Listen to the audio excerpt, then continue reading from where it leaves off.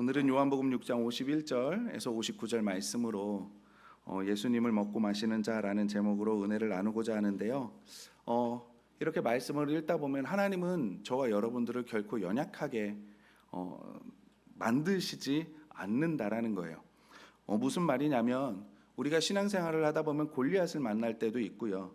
850명의 이방의 제사장들을 만날 때도 있습니다. 그리고 홍해를 만날 때도 있고요. 절대절명의 순간을 정말 만날 때가 너무나 많이 있습니다. 그럴 때 하나님께서 우리에게 이것을 피해가라, 포기해라, 돌아가라 말씀하지 않으십니다. 하나님은 우리에게 전진해라 라고 말씀하시거든요.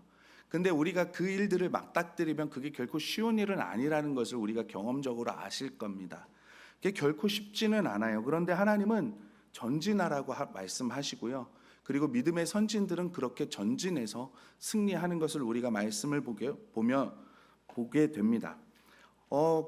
그럴 때 우리가 그런 일들을 겪을 때 내가 아니라 또 하나님께서 골리앗을 쓰러뜨리시고 800명의 이방 제사장들과 싸움에서 승리하게 하시고 또 홍해를 건너게 하시고 그리고 홍해가 아니면 무리를 걷게 하시는 하나님을 그리고 오병이어로 5,000명을 먹이시는 그런 하나님을 기적을 우리가 경험할 수 있거든요.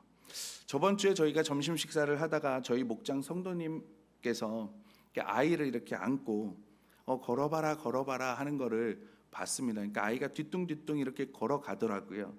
근데 그것을 보면서 저희 아이들을 키웠던 생각을 해봅니다. 처음 걸음마를 배울 때 저희 아이들이 한두 걸음 걷고 넘어지고 한두 걸음 걷고 넘어지고 그렇게 계속 하거든요. 그런데 그럴 때 부모님이나 할아버지 할머니들은 어떻게 하십니까? 넘어질까봐 아니면 아이가 어디에 부딪힐까봐 아이들 뒤에서 이렇게 뒤뚱뒤뚱 한 걸음 이렇게 걷잖아요. 그 모습 뒤에서 보셨습니까? 정말 웃깁니다. 그런데도 부모님이나 할머니 할아버지는 그렇게 하세요. 우리 아버지이신 하나님께서도 저와 여러분이 이 땅을 살아가면서 넘어질까봐 낙심할까봐 그리고 지켜주시고 보호해 주시는 줄 믿습니다. 예수님을 주님으로 영접한 우리들에게 우리와 함께 계시고 우리를 뒤에서 밀어주시고 도와주시는 이런 하나님의 손길이 있음을 믿으시기 바랍니다. 그러므로 우리는 안 믿는 사람들처럼 이 땅을 살면서요 절망하거나 낙심하거나 원망하지 않으며 우리가 이 땅을 살 수가 있다는 거예요. 내가 지치고 고나여 주저앉으셨습니까? 주님께서 나를 뒤에서 밀어주시고 앞에서 당겨주시는 줄 믿으시기 바랍니다. 하루하루 살아갈 때 너무 바쁜 인생을 살다 보면 우리가 주님을 볼 수 없고 주님을 느낄 수도 없고 주님이 보이시지 않는 듯 하지만 내가 지쳐 쓰러질 때 다가와서 손을 내밀어 주시는 주님이심을 믿으시기 바랍니다. 오늘 본문의 말씀을 보면 이 본문의 말씀이 우리 기독교 가운데 오해를 하게 하는 그 말씀입니다. 무슨 말이냐면 이 당시 교회는 가정에서 모이는 교회였습니다. 그들이 모여서 무엇을 하냐면 떡을 떼고 성찬식을 하는 거죠. 그러니까 포도주와 빵을 가지고 이것은 예수 그리스도의 피니 이것은 살이니라고 하면서 서로 나누어 마시고 먹습니다. 모르는 사람들이 보고 모르는 사람들이 들으면 얼마나 무서운 말입니까? 아니 이 사람들은 피를 마시고 이 사람들은 사람의 살을 먹는단 말이야?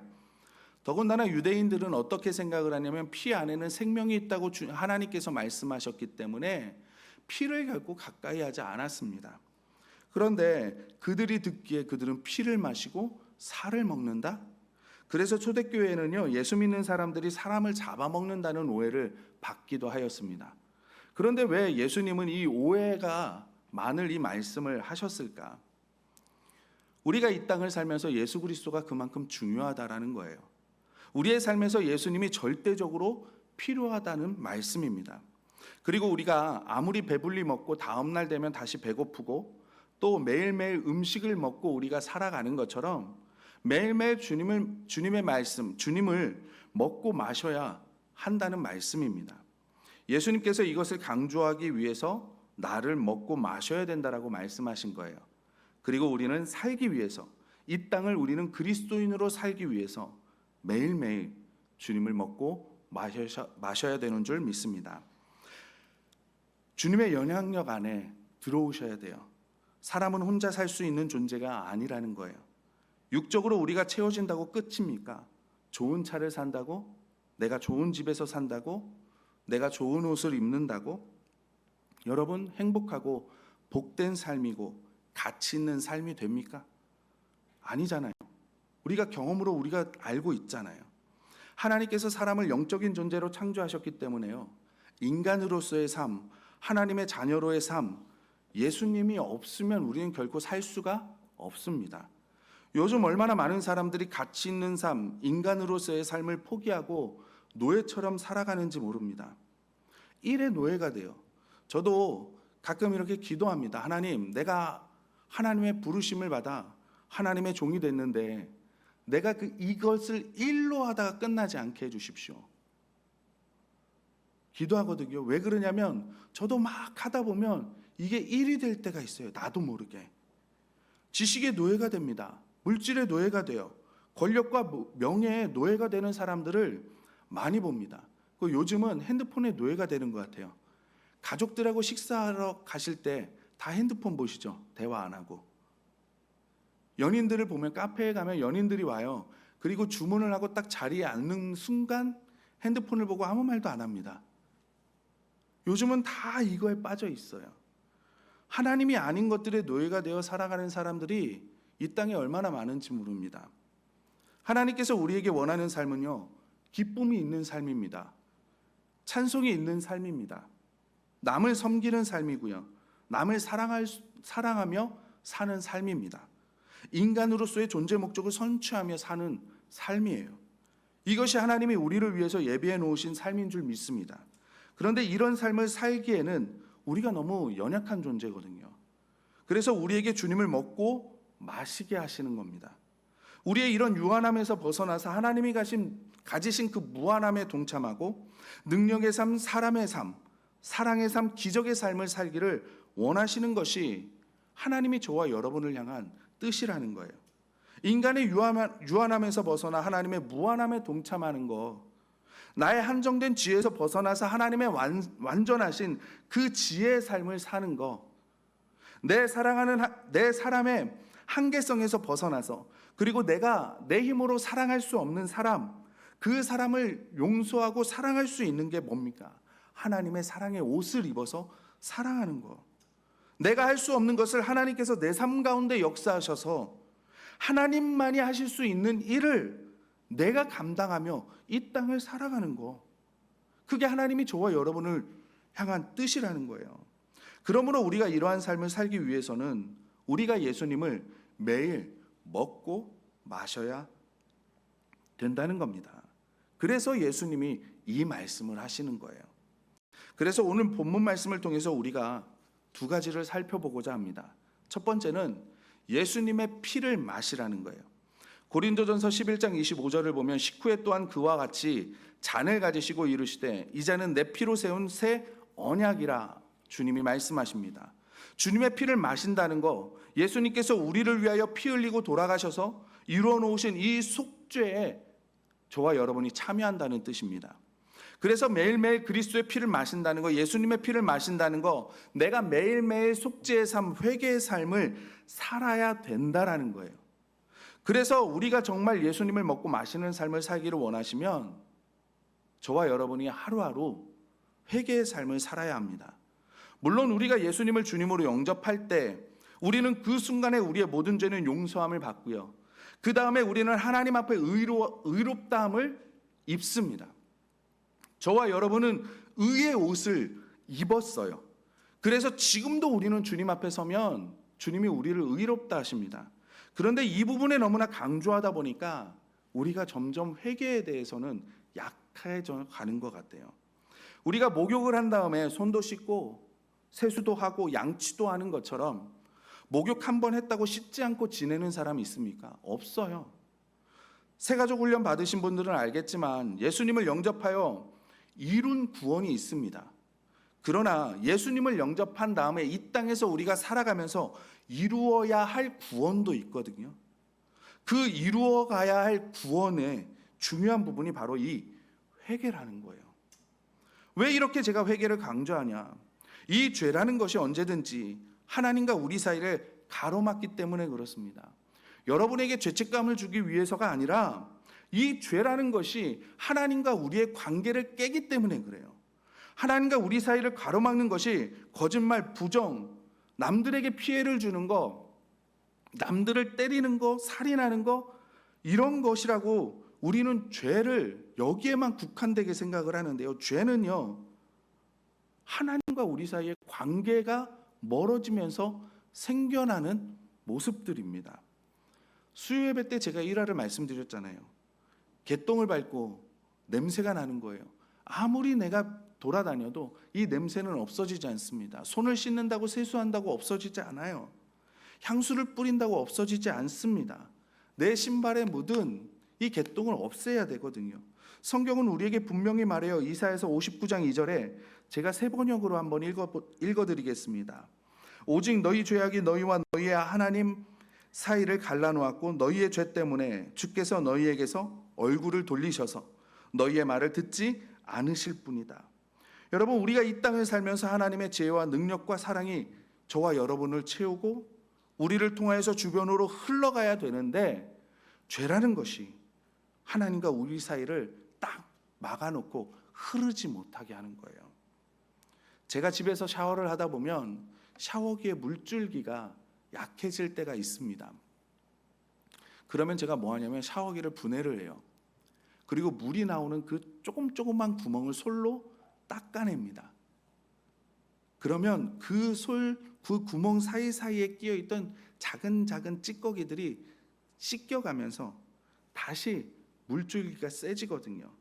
하나님께서 자신의 지혜와 능력과 사랑을 저와 여러분에게 부어주시기를 원하는데, 그래서 우리를 통해서 주변에 나타내기를 원하시는데, 우리 죄라는 것이 하나님과 우리 사이를 다 가로막고 있는 거예요. 그래서 우리 삶 가운데 능력이 나오지 않고, 우리 삶 가운데 사랑이 나오지 않고, 우리 삶 가운데 지혜가 나오지 않는 겁니다. 그러므로 우리는 죄 문제를 매일매일 순간순간 회개하는 삶을 살아야 된다는 거예요. 그래서 예수님이 내 피를 마셔라 말씀하시는 거죠. 하나님 앞에서 내가 나의 죄를 고백하면 하나님께서 그 죄를 용서해 주실 뿐만 아니라 우리를 모든 불의에서 깨끗하게 해주신다고 요한일서는 말씀합니다. 내가 가진 죄에서 해방될 수 있는 길은 하나님 앞에 자백하고 고백하는 그것입니다. 그렇다면 우리가 이렇게 하나님께 회개를 못하면 하나님께서 우리를 미워하시냐? 절대 그렇지 않습니다. 우리는 예수님을 영접하는 순간 이미 하나님의 자녀가 되었어요. 그래서 하나님께서는 하나님의 자녀인 저와 여러분을 정말 사랑하십니다. 예수님을 내어 주시기까지 사랑하세요. 그래서 우리가 하나님 앞에 회개하는 것은 내가 하나님의 사랑을 받으려고 하는 것이 아니고 내가 하나님의 관심을 끌려고 하는 것이 아니라는 거예요. 우리가 하나님의 자녀가 된 다음에 우리는 능력의 삶, 섬김의 삶, 사랑의 삶을 살아야 하기 때문에 하나님과 우리 사이에 막힌 것을 해결해야 되는 거예요. 하나님의 능력이 우리 안에 와야 되는 거예요. 하나님의 임재가 우리 가운데 임해야 되는 거예요. 그래서 매일 순간순간 예수님을 마시는 겁니다. 회개의 삶, 거룩한 삶을 살아가려고 우리가 하는 거예요.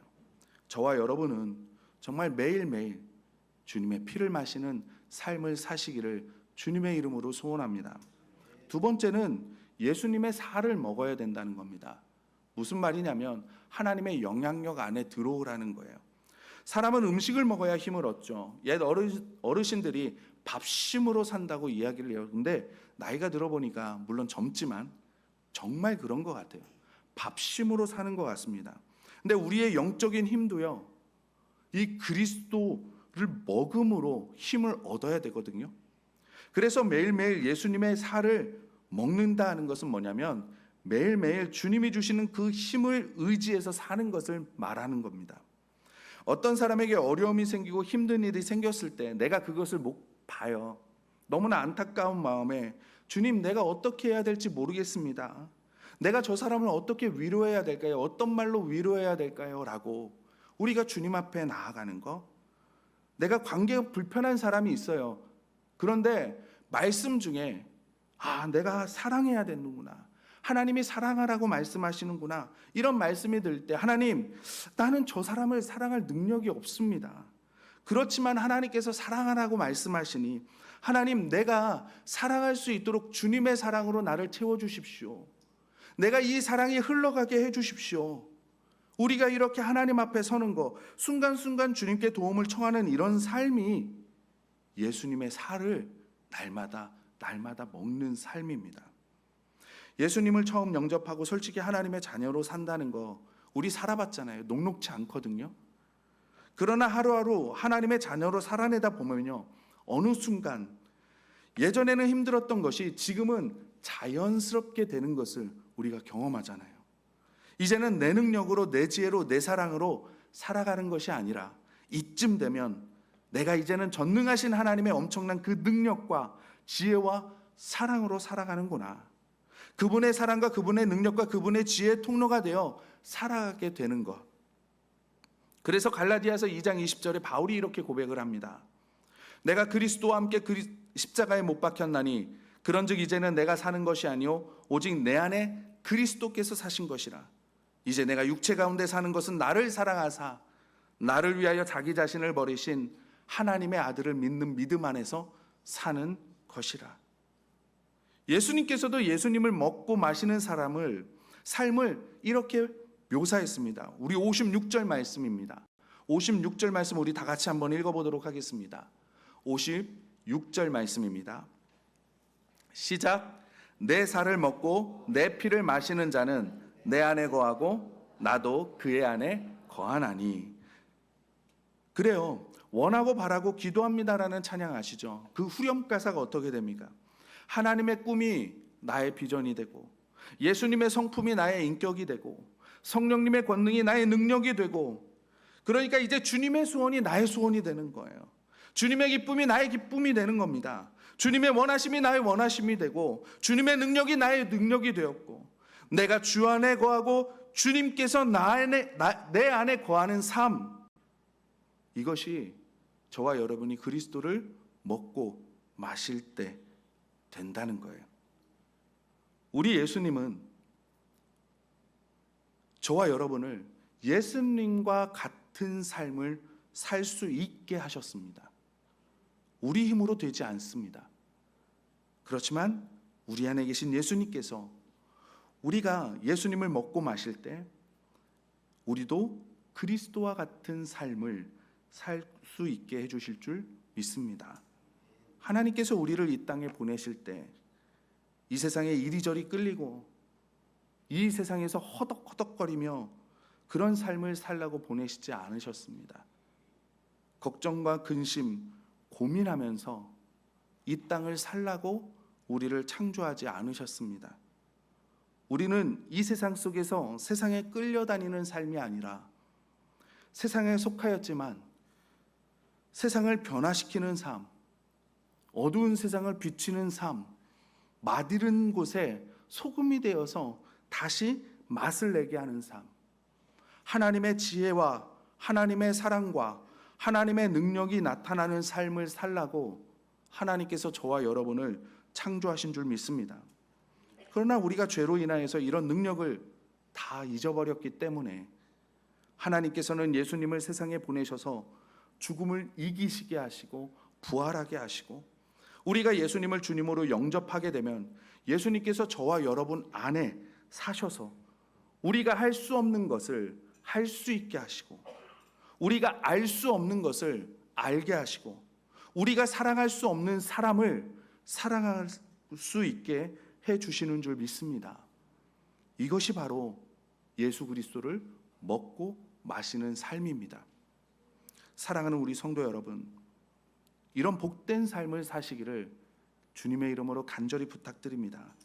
이것이 하나님께서 저와 여러분에게 주신 하나님의 자녀의 특권입니다. 오늘 이 말씀을 들으시고 우리 성도님들이 얼마나 이 삶을 누리실지는 저는 잘 모르겠습니다. 얼마나 이런 삶을 사실지는 저는 모르겠습니다. 오늘 본문에서도 보면 예수님의 말씀을 듣고 60절에는 어렵다고 수근수근대는 사람들이 있고요, 66절에는 걸림이 되어서 떠나는 사람들도 있습니다. 그렇죠. 내가 예수님을 먹고 마시는 삶을 산다 하는 것은 나를 내려놓는 삶이에요. 나를 포기하는 삶입니다. 그래서 이것이 굉장히 어려워요.